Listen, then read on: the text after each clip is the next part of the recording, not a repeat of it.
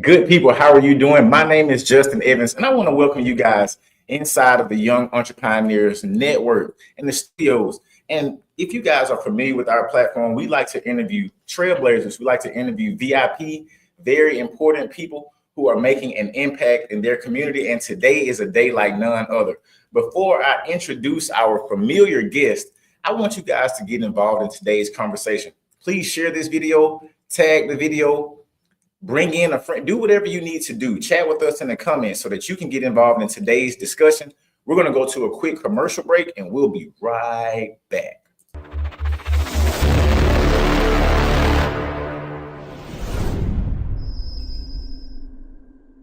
Hi, I'm Joseph Holt, running for City Councilman for District 4. Listen, I hear your calls. I'm here on Lawson Road, where the roads are bad. There's no cameras for illegal dumping. There's no lights for if your car breaks down. Listen, you see the footage. The roads are beat up. Cars are driving from one side to the other to avoid the potholes. I'm here because of your concerns. These roads. Your city councilman got $3 million to fix these projects, and they're not done. Vote for me on August 26th so we can put your money to good use.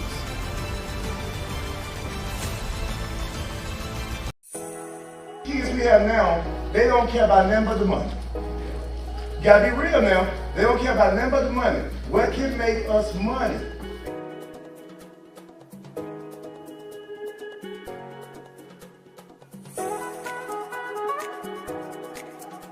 People, you can make it, you can do it. That's this generation's goal.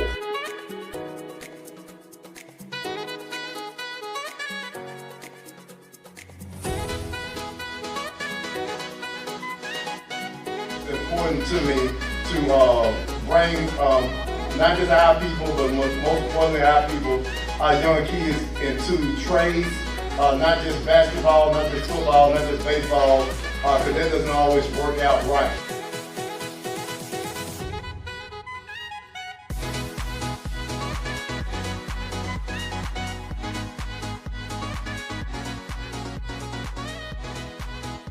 Something for the future. People will come. Okay? What they say, if you build it, they will win. They will come.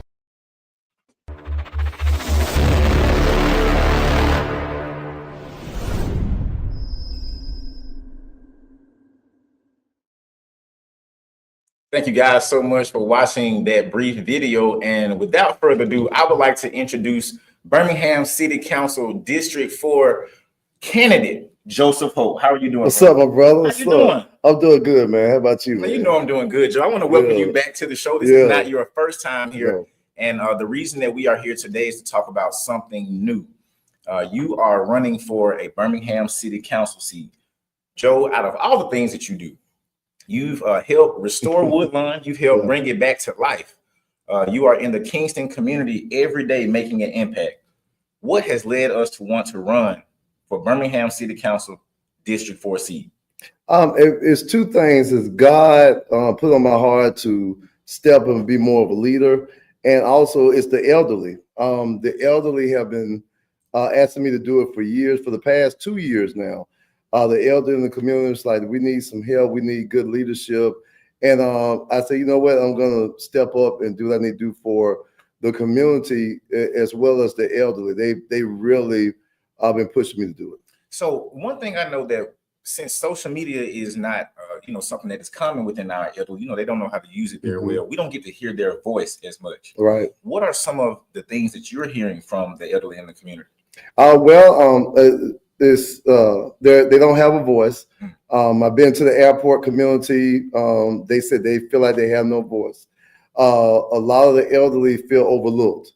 We got a lot of stuff going on in the community that nobody asks what they want, whether their concerns, and they feel left behind, left out. Nobody comes. Once people win an election, people forget to come back. Right. And a lot of times, that's why you have to be careful in this political realm.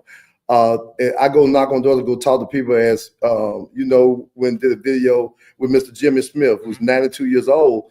And he said he's so thankful now that he's getting attention when we came by and got the word out, because nobody ever came back to ask him what's going on with you? What do you need? He made phone calls and nobody ever answered. And he just felt like I just give up. And the problem in our community with politicians that come in, we get engaged with them, but they never marry us. They put a ring on and say, make promises, but they never marry us. And so that's the problem. They feel like they're engaged, but they never got married to anybody. I want to talk about this. Where are you from, within the community? I'm originally from Kingston. I grew up in Kingston on 42nd Place. Used to play basketball at Stockton Park. I used to walk to the Kingston projects, get to see the candy lady. Went to Kingston Elementary. Then I went to Hayes for 1 year. The first year they opened up Hayes Middle School. And then after that, I went to Woodlawn High School. Then I went to Lawson State. But I'm originally from Kingston. Got you. And I want to add, I want you to tell the people how many properties you own, over in that area. Over in Kingston area, probably about 10. Woodlawn, probably about, I think, around 18, 20, and some scattered out through other areas. So you're not, just buying properties, just to buy them, and for profit. What was your vision behind owning all of these properties in that area where you grew up? Well, my vision was I grew up in it, and I said, I never forget, my dad took me on, before he passed, he took me on a trip to Hoover, and we drove around the neighborhood, and he just wanted to look at houses and just look at a clean neighborhood. And he just drove around like, I just wanted to show you how the other side looked. And it always stuck with me. And I said, well, you know what? I live in Kingston, and I couldn't understand why a neighborhood just looked that bad and the other side looked so good. So my goal was to invest in my community, learn real estate, and buy one house and bring families back. Because if you look at a lot of neighborhoods in poverty-stricken, low-income neighborhoods, there's a lot of abandoned houses, but we have to get in there and redevelop them and bring families back. Right. And that was my goal. I wanted to make my neighborhood look as close to Hoover as I could, because I couldn't understand it. Why our house look this bad and why their house look so good? Why their streets look so clean and our streets look so bad? And I wanted to invest in my community. And I'll never forget, people told me in 2014, don't invest in Woodlawn. Go to Centerpoint. Woodlawn not good. It's drugs, it's shooting, it's all that. And I said, no, I believe that if they're in Avondale, they're going to come up the street. And now, they're building houses in Woodlawn. The value of a home is $200,000 and up now. And the area is growing heavily. But I've been investing in it since 2007 to now in Kingston, Woodlawn, East Birmingham, North Birmingham, because I never wanted to abandon my neighborhood. Right. I never want to be one of the people that everybody say, hey, man, I see you came back. And I was going to ask that because you could have easily moved, moved out of town and, went to another state or, upgraded and got out of the hood, as they say. Yeah. But I didn't, because I remember how I was a kid and I grew up and I never knew I was poor. And so when you get older, I want to capture them kids. I want to help the kids and show them nice properties in Collegeville while they're young and they don't know it's a problem. I want to build it up so when they grow up, they can see something different. That's why I was so adamant about the pools getting fixed, because we don't understand how little things like that make a difference in the psyche of a child. Right. When they're growing up, they're hot and you think they're bad, but they're fussing. But if they had a pool to go jump in, it calms them down. They're no longer angry or sad. They just hot and tempers flare. But if they got the necessities, the amenities that they supposed to have, it could change their mindset. And I stay because I want to show kids a different way and save some kids and invest in a neighborhood where they can be proud to say, I stay here. My mama got a nice house. Right. And so that's why I never left it. It's in my heart. From what you see today, you're constantly going around, you're putting in work. But the reason that you're running is because you feel that more work needs to be done. What is that work? What's going on in the community right now? We need to be more transparent. Leadership is not leading. And I say that because they're not coming and telling the presidents in the community. They're not coming to the meetings regular. They're not meeting with the elderly. They're not hearing concerns.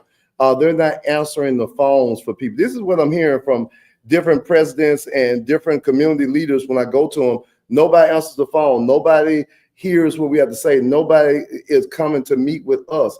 Airport Highlands has homeless people living in the woods, setting fires in the woods. What? Yes. Oh yeah. I go to the meetings. These are what the people are telling me.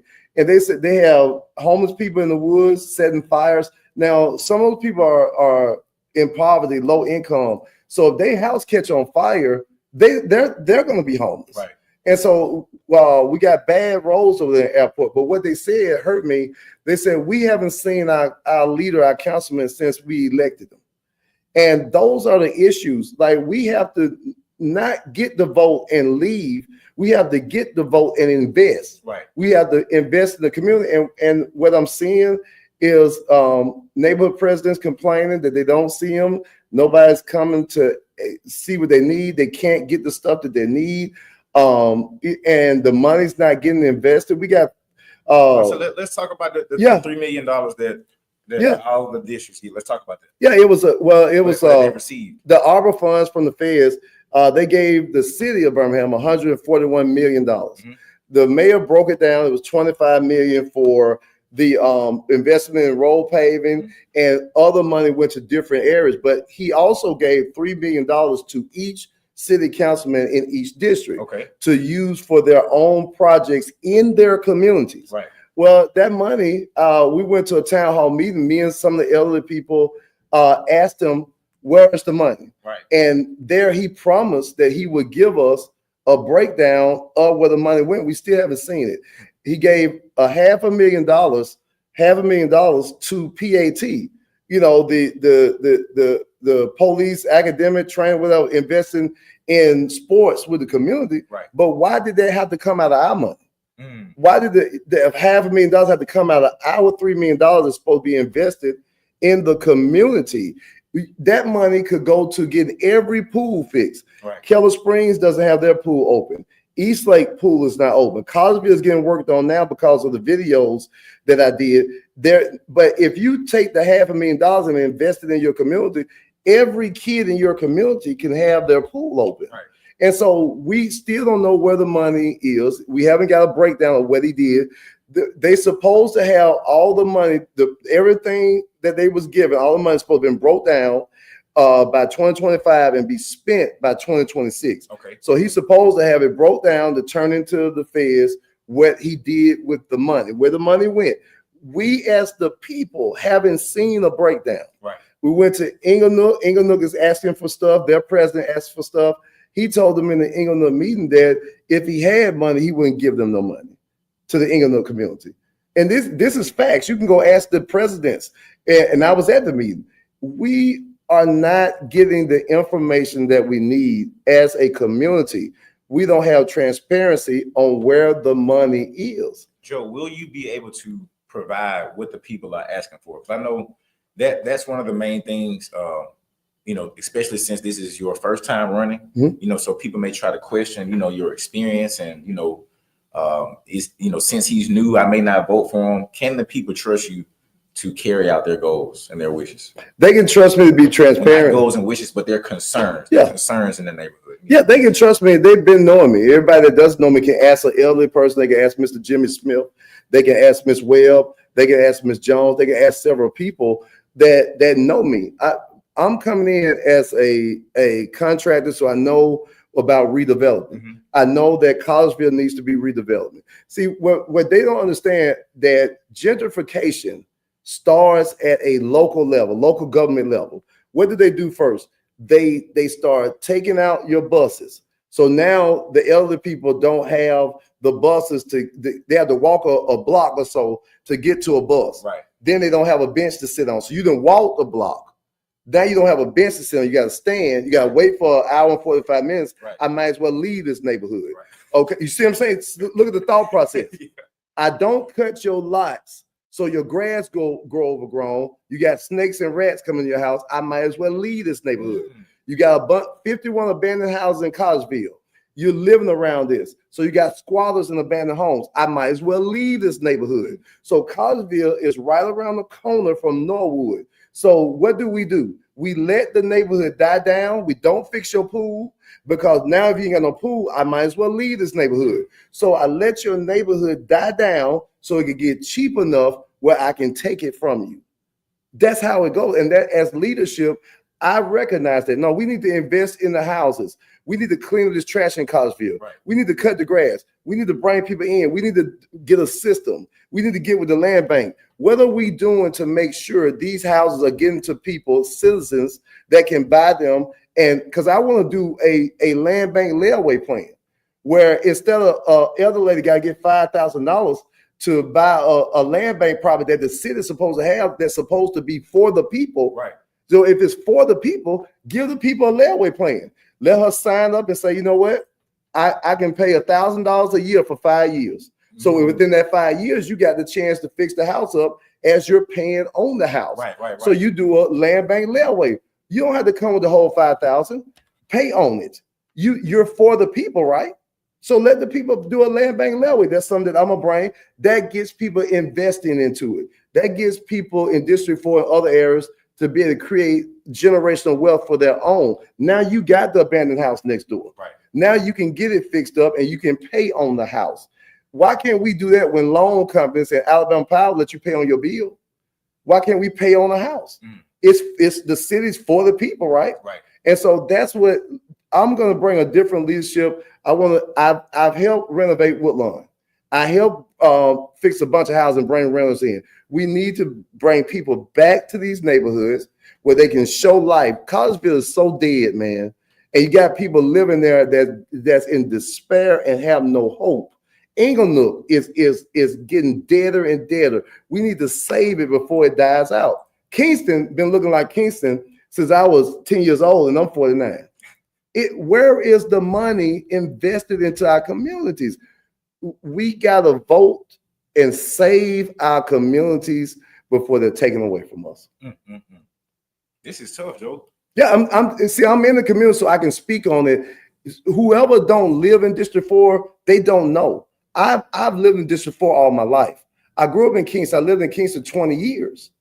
So I've been at Stockton Park. I've seen everybody suffering. I've seen poverty all my life. Right. So I can't understand that we got $3 million given to a councilman and they said, help your community with this $3 million, but you give $250 back to the city to fix roads when the city got $25 million to fix roads. Right.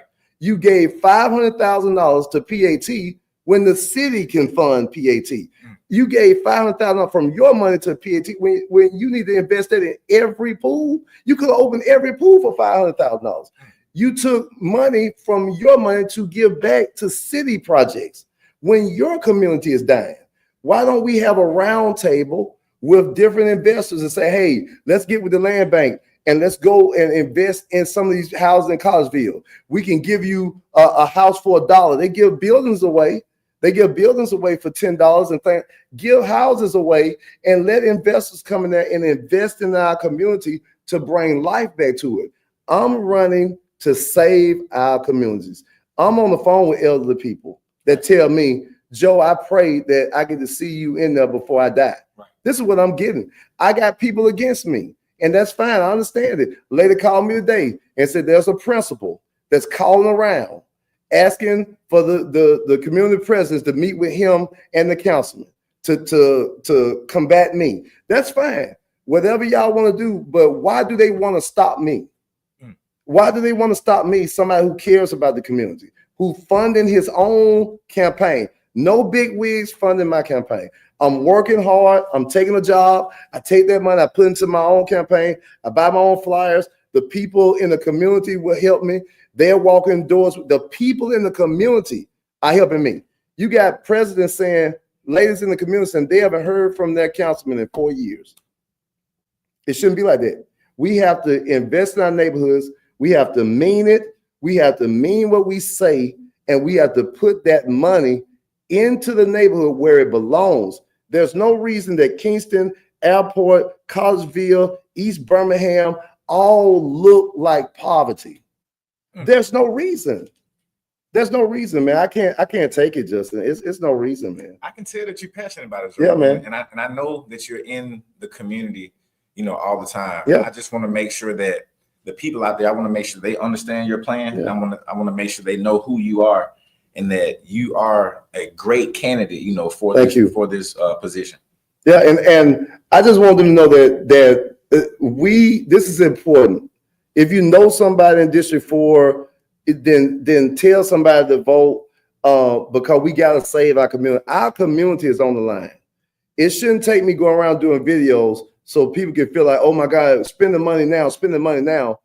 The money should have been spent, period. Right. And my goal, man, is to give them kids what they deserve. No kid should walk around in poverty when there's money budgeted for the neighborhood to be fixed. No kid should walk around and not have a pool when money is budgeted for you to have a pool. No kid should walk around and look at what happens in our life, man. Poverty, seeing poverty so long makes you accept the fact that you'll never have prosperity. Right. They've seen it so long where they be like, oh, Joe, ain't nobody gonna fix that pool. They're telling me. I said, no, they're gonna fix that Cosville pool. They're not gonna do it, Joe. They ain't never did it. So their mindset is, Joe, we ain't gonna never see prosperity. We've never seen it. And that's not right, man. We gotta have a change. Crestwood got a pool open every year. Ours should be open every year too. And it ain't right. And I'm running for these kids and these elderly. I'm running to make sure Cosville comes back to prominence. Long time, years and years and years ago, Cosville used to be something nice. It used to have families working and take care of their family. It used to look nice. Englewood used to look nice. Kingston, many, many years ago, used to look nice. And East Birmingham, we got to fix the flooding problems in East Birmingham. Woodlawn, we got major flood problems. We drive through areas where they didn't barricade because we got infrastructure problems. Right. We got air quality problems where trucks are running through the areas that we live in District 4 with smoke and pollution just going through. And that stuff is normal to us. And it shouldn't be like that. It's just you should have a leader that you respect and that works for you, even when you don't see them. And so I challenge everybody, put leadership together. Put me and everybody else and the councilman now, put us together and say, all right, check out the boxes. Who is a better leader for us as a community? My resume speaks for itself. I got the whole foundation. I got parents that'll tell you I didn't save their child's life. I got parents that'll tell you I didn't pick the child up at 12 midnight so he wouldn't commit a crime. He called me and said, Joe, come get me. I don't want to do it, sir. I got him on my bed, go get him. I've invested in trade talk and helping kids to do trades. No city, nobody is funding to help me. Nobody wants to help me. Can we talk about the trade talks? Yeah, talk about it. Yeah, I mean, that was an awesome event. Where I saw that, and I think the video aired earlier where you brought, Home Depot and some other vendors together to provide a trade conference, a trade training session. Yeah, for kids. Can you talk about that? Yeah, what my biggest thing in life, man, is I believe exposure expands you. Right now, what you're doing is phenomenal in Birmingham, and you should be, people should talk about you a lot because you're starting doing something. You're a legend to me. But if you go to Hollywood and Tyler Perry take you in his studio and say, Justin, look what you could do, that gonna stick with you, and you'll be like, oh my God, I gotta get it. Yeah. I gotta get it. That's what I want for them kids. I take them to trade talk, and I want them to see. You see what a plumber make, you see what an electrician make, and I want them to say, man, I could make 20 grand a house. And I want them thinking like, no, I don't want to do that, bro. I gotta go to school. If you just do 2 years in a trade, just 2 years. If you're 19 and you give 2 years, 20, 21, you're a licensed plumber. 21, you're a licensed electrician. The rest of your life is golden. Yeah, they call them. Because this right here, nobody can ever take this away from you, what you can do with your hands. Because I want to teach kids all the time, there's two people in life. There's the qualified and the unqualified. And you got to be qualified to demand money. And so that's what the trade talk is passionate to me. I want to carry it every year, but I want to continue to do it in neighborhoods that consider poverty. So, because I want to save those kids, man. I want to show them that there's a better life, and you got to start somewhere. So start with a trade, you know, and I want to inspire them, but I got to expose them to something different. Right. And our neighborhoods, we got to expose them to clean pools, clean streets, trash not in the parks are clean. I wanted to talk to you about that. What is your plan, you know, for the community cleanups? You know, because it's outside of just, you know, funding the projects, you know, what is it that we can expect from you as far as bringing the community together to get that area, District 4, back clean again? Well, I'm gonna go with what the Bible says. The Bible says wisdom is the principal thing. In all you're getting, get understanding. So first, I want to, God willing, I'm elected. I'm gonna get with every president and the elderly in the community, and I'm gonna build a wise council. And that's a wise council from every part in the community, in the district. And we're gonna always have a quarterly meeting where they can address their concerns, what we need to do as a group, and they can tell me, Joe, I think this is this, and we can all come agree. Well, let's do this and let's keep this. But I want all of us to be a partner, because they're going to have to invest in the community too. Right. They're going to come out the doors and teach their kids to sweep up, pick the trash up. I want to get back to the era where we had neighborhood watch, and we had people getting out and saying, they sit on their front porch and say, hey, don't go in the house. Right. You know, and it was your mother on the porch as well as your mother at home. Right. That's what I want to bring back. And I want to bring back that where it's not just the councilman is responsible for the neighborhood, but the community leaders. But the only way you can get them to feel like they're responsible for their neighborhood is by letting them feel like they have a voice in decisions. Okay. So you're not going to listen to anybody that doesn't listen to you. Right.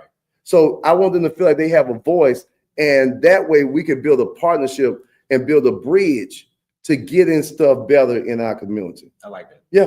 I like that. So you got trade talks with the children, and you're working with the elderly.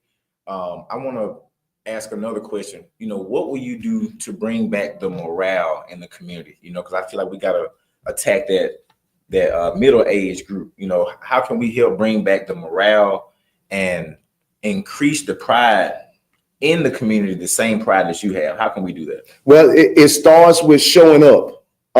It starts with showing up. As a leader, you have to be visible. Right. You can't be vocal unless you're visible. So I have to show up. I have to say, hey, I won. Not only did I win, I'm still here. Right. So now, from them now, a person has won but never showed back up. So there's a trust broken. So they're going to be like, well, if he win, he's going to do the same thing. You see what I'm saying? Right. So that's what I want people to understand. I'm going to be a person that builds trust. I'm going to come back. I'm going to say, hey, listen, I won. What we got to do? I want to work side by side with them and hear their issues. I'll be honest. We can do this. We can't do that. But let's do this. Let's do it. Let's get this. I'll be here tomorrow. And that's my goal. You first have to build the trust that was broken, so they can feel comfortable and see that, yeah, you are going to be a person that stays coming around. You will listen to me. And what people got to understand, well, I want them to understand when they're considering their vote. You've had 4 years already of somebody. If you in a relationship and somebody tells you they're going to do this, but they never show up. They say they're going to call you, but they never call. They say they're going to take you out, they never take you out. Are you going to continue to keep that 4-year relationship going after that? You're not. And so it's time for new leadership. It's time for us to get our communities back to that old school neighborhood watch feel, where you knew your leader, you knew you could call him and he'll answer. You knew that he'll show up to community functions and community events. You knew this wasn't just, I'm electing him and I never see them. No, this person, they're really going to be around. And so my first thing would be building the trust that was broken. Joe, you have a annual event that is done at what is it, Stockholm Park? Am I correct? Is it Stockholm? Stockholm Park. Stockholm Park. You know, I'm not from this side. Yeah. I apologize if I mispronounced it, guys. Yeah. But talk about that event that you do within the community every year. Well, it's something that I do with people in the community. It's a lot of guys, a friend of mine, Kent, and other people. that do different things in the community. Everybody just gets together in Kingston and they just have fun and they barbecue and all that type of stuff. It's just people getting together, and Kingston gets a bad rap, man. You know, for years, Kingston was a war zone, and there are some things in Kingston that need to be, rooted out, but that's in every neighborhood. But Kingston has wonderful people, has loving people. A lady named Miss Sharon Hunter is a wonderful person there who loves the community and is a wonderful person. And I want to highlight that, the people that are in Kingston and Collegeville, Jimmy Smith, and Inglenook, Miss Pastor Webb. There's some wonderful people in our community that are getting overshadowed by all type of crazy stuff like abandoned houses and lots and all that. But there's some wonderful people that live there. And I come back to keep investing because my goal is to save my community and those kids. Those kids mean a lot to me. If I could look back over my life and look at 20 to 30 kids and say, Mr. Joel, if it weren't for you, when you did A, B, and C, I wouldn't have been able to get out of Kingston. I wouldn't be able to get out of Collegeville. That's what I want to see for my legacy, to run, become a councilman, and put the money where it belongs so those kids can see a better way of living, better way of life. Joe, you have, you own a lot of properties. You also are the CEO and the founder of H&H Contracting. Mm-hmm. And so at different times, you may have several projects going on at several times. You have several employees. You also work within the community, and you help actively helping children, daily. Yeah. And then you want to run for city council. Yeah, and don't forget, I do prayer at 6 a.m. Oh yeah, Joe, yeah, every day. Joe, you can Monday through Friday. Yeah. Now I'm showing that you do a lot of things, Joe. Is this going to be something that's going to be too much, or will it be something where I'm already doing a lot of things and I can handle this right here as well? No, the city councilman is if you look at, they're just a major role model. They're a major leader. A city councilman is supposed to be the leader of this area. The mayor is the overall leader of the city, mm-hmm. but a city councilman is a role model and leader for this area. And so it's all I'm gonna be is doing what I've been doing, being a role model, being a leader, answering the phone, budgeting. I have to budget with my business. I have to make sure I allocate funds to certain things with my business. But the city council is basically a representative for the people, and the people are saying when they elect you, I'm not the one that's called to do that, but I'm electing you on my behalf to do that. And I'm a man for the people. I can't aspire to say that I'm a man of the people, because I can't do what a lot of people do. Right. But I can be a man for the people. Mm. And that's what I'm running to be, a man for the people, that when I can look that lady in the face, or Mr. Jim in the face, that's 92 years old, and he say, I voted for you. And I can say, and I did everything you wanted me to do. Right. And that's where the city councilman is. He is a leader that the people got together and said, hey, we believe in our heart and through our discernment that this is the best leader for us all. And the problem, when a lot of people get elected, they forget that you elected them for us all, not just some. Mm. And so I'm gonna be for us all, and that's my goal. The people in the airport, I'm gonna be for them. The people in Collegeville, I'm gonna be for them. The people in Kingston, I'm gonna be for them. East Birmingham, I'm not just gonna be for the nice neighborhoods. I'm gonna be for Woodlawn and everybody, all the neighborhoods, because everybody put a vote in, and everybody deserves a piece of the funding that was allocated for them. Joe, I want you to look the people in the eye, but definitely look at the camera and tell the people who you are and why they should vote for you and win, please. I'm Joseph Holt, running for the City Council for District 4. You should vote for me because our neighborhoods are in distress. This is a vital time for this election. I put a post on Facebook and said, you're either gonna elect your Moses this year or your Pharaoh. And I'm here to let my people go. I'm here to have the funding put in our communities that are distressed. I'm here to make sure the money is allocated where it should go. I'm here to make sure every community has an opportunity to look beautiful, to look refreshed, to look clean, and to have the resources that they should have. That's all I'm here for, to be a representative for all communities in District 4, not just some. Man, that is awesome. That is awesome, Joe. I got to shake your hand and say Appreciate thank it, you so much for coming on to Thank the show. you, man. Thank you. You know, we want to wish you the best on your journey. You're putting a great foot forward, and you know, we can't necessarily campaign you. Yeah, that's all right. But we can always highlight and shed light on the hard work that you're doing within the community. So trust the process. We wish the best for you, and if that's for you to win, go get it. And I want to say something on this platform while we're here, and whoever watches this. I would like for us to have a debate on young entrepreneurs. Let's do it. Every candidate of District 4, nobody wants to debate me, and I don't understand why. The people have to have a clear understanding of who they want to elect. So I'm asking on Young Entrepreneurs site that I'm calling for a debate. I'm calling for the incompetent to come and debate. I'm calling for Brian Gunn to come and debate. Darrell Williams, I know he'll debate. So I'm calling for every person, every candidate to get with Justin on Young Entrepreneurs. We set a date.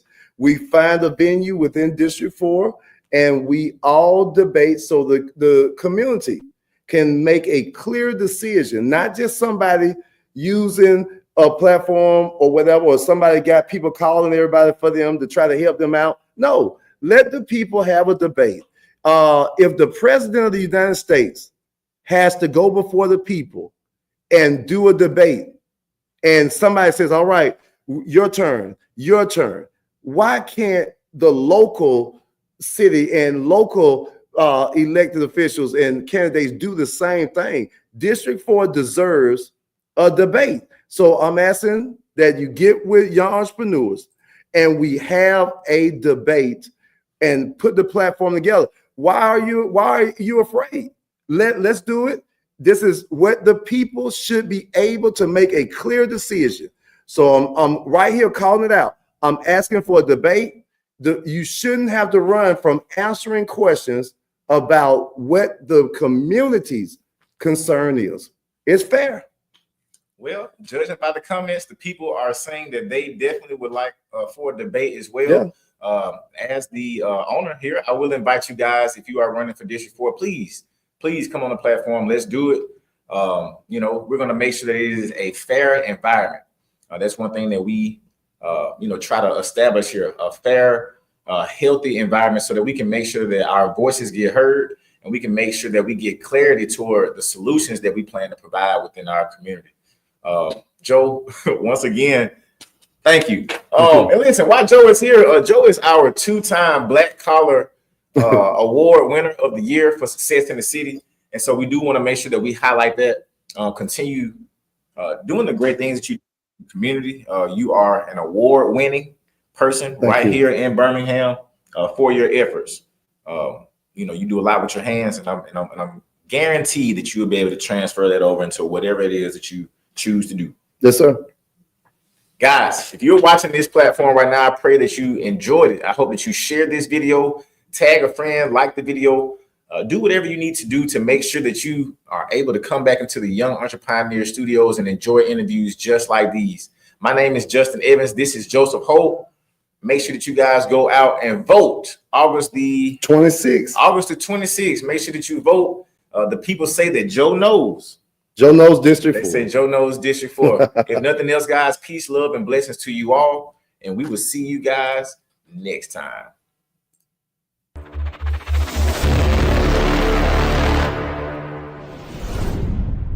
Hi, I'm Joseph Holt, running for City Councilman for District 4. Listen, I hear your calls. I'm here on Lawson Road, where the roads are bad. There's no cameras for illegal dumping. There's no lights for if your car breaks down. Listen, you see the footage. The roads are beat up. Cars are driving from one side to the other to avoid the potholes. I'm here because of your concerns. These roads. Your city councilman got $3 million to fix these projects, and they're not done. Vote for me on August 26th so we can put your money